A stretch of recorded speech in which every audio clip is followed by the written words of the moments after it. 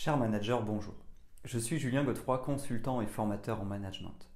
Pour progresser facilement dans votre management, je vous invite tout de suite à télécharger gratuitement mon e-book de plus de 40 conseils pour motiver vos équipes.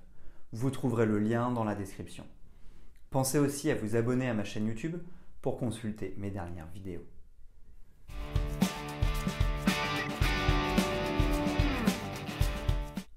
L'étape du go-no-go consiste à se poser la question de la viabilité d'un projet. En français, nous pourrions le traduire par y aller ou ne pas y aller. Il s'agira d'étudier ce que va nous rapporter le projet, ce qu'il va nous coûter, mais aussi de prendre en considération les contraintes techniques, commerciales, humaines ou encore matérielles. L'objectif final est de prendre la décision de lancer le projet ou non. Cette étape est cruciale dans le processus de développement de l'entreprise, d'un service ou d'une équipe. C'est toute la phase de réflexion qui permet de prendre la décision la plus juste. Nous ne pouvons pas prévoir ce qu'il va se passer, mais prendre le temps de réfléchir nous permettra de nous assurer un maximum de réussite. De plus, c'est aussi un moment qui nous permettra de préparer le passage à l'action. En effet, cette phase de go-no-go n'est pas qu'un calcul gain-risque ou une prise de décision. C'est aussi le moment d'impliquer les acteurs qui vont être concernés par la décision ou encore d'anticiper les modalités de mise en œuvre. Voici selon moi les 7 points à prendre en considération pour un bon go-no-go.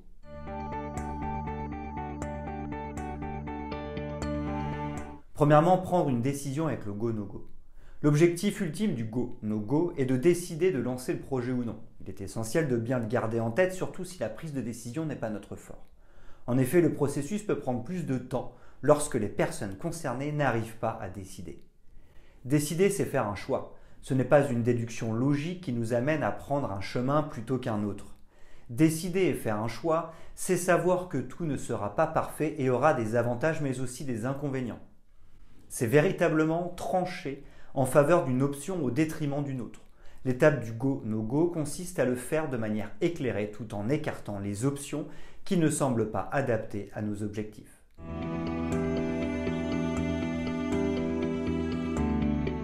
Deuxièmement, définir les objectifs et les critères. Pour nous aider à mieux décider, il s'agira de définir les objectifs ou le cahier des charges. En effet, pour décider et véritablement faire un choix, nous allons avoir besoin de critères concrets. Pour cela, il faudra comprendre s'il s'agit de rentabilité économique, de qualité, de satisfaction client ou encore d'organisation et de process.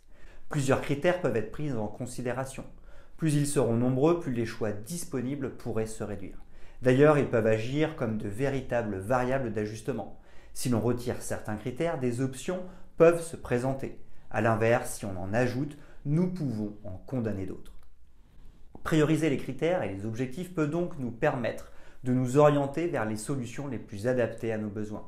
Il s'agira donc de prendre le temps de réfléchir à nos aspirations. Puis, nous pourrons les traduire en objectifs et critères.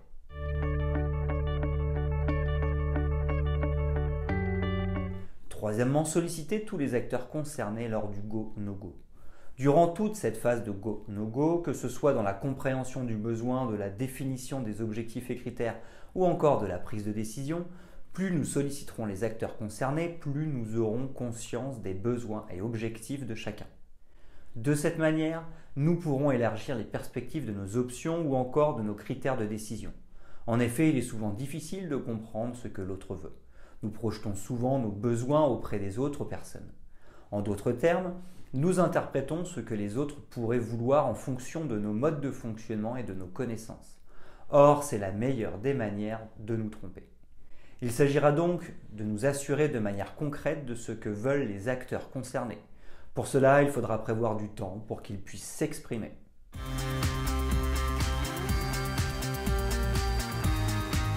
Quatrièmement, engager un maximum les équipes dans la décision.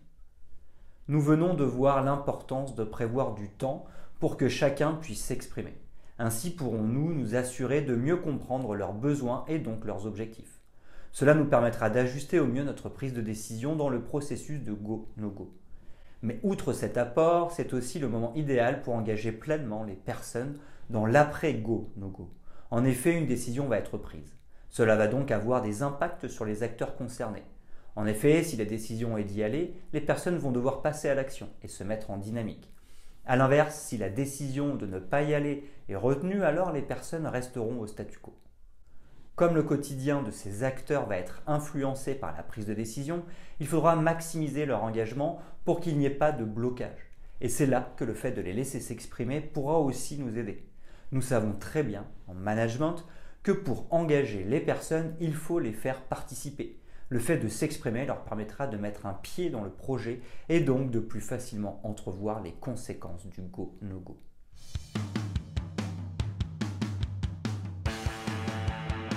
Cinquièmement, la sollicitation d'avis dans le go-no-go.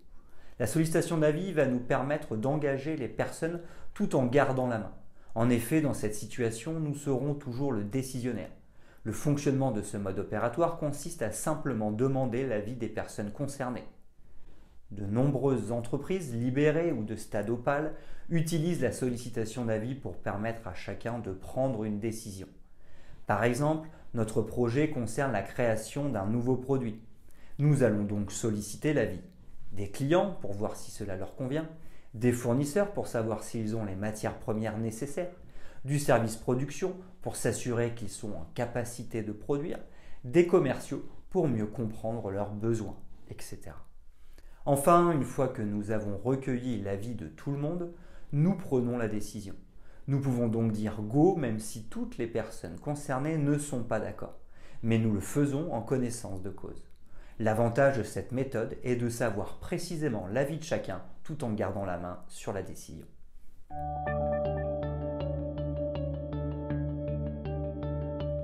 Sixièmement, les groupes de travail. Outre la sollicitation d'avis, il est possible d'engager et même de déléguer la réflexion ou la prise de décision. En effet, en organisant des groupes de travail, nous pourrons impliquer tous les acteurs ensemble. Il s'agit ici de simplement réunir toutes les personnes concernées. Ensuite, nous allons créer des groupes de travail. Nous pouvons mélanger des clients avec des fournisseurs et des membres de notre entreprise. L'idée, c'est que chaque groupe réfléchisse sur les avantages et les contraintes du projet. Chaque groupe peut aussi faire une préconisation sur le go-no-go. Une fois que chaque groupe a travaillé de son côté, ils restitueront leurs conclusions. Elles seront notées sur un tableau visible de tous.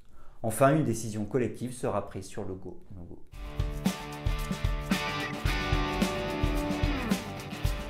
Septièmement, prendre en considération les ressentis.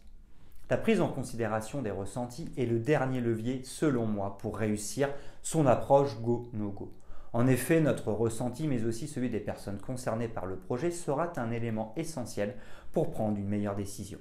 Il s'agit ici de comprendre les émotions que ressentent les personnes. Nous devrons donc leur laisser le temps de les exprimer lorsque nous les solliciterons. En effet, les émotions sont de précieux indicateurs pour soulever les avantages et les inconvénients du projet. Elles nous aideront donc à bien décider du go-no-go. Les principales émotions sont la peur, elle met en lumière le fait que la personne ressent un danger. Il s'agira de comprendre quel est le danger pour savoir si cela pose un souci pour le projet ou non. La colère, elle renvoie au manque de respect ou à l'inadéquation du projet et de nos valeurs. Par exemple, nous pourrons envisager comment concilier le projet et nos valeurs. La tristesse, elle est présente lorsqu'il y a un manque. Nous nous poserons donc la question de ce qu'il nous manque dans ce projet. La joie, elle survient lors de la satisfaction d'un besoin. Ici, tout semble aller dans la bonne direction.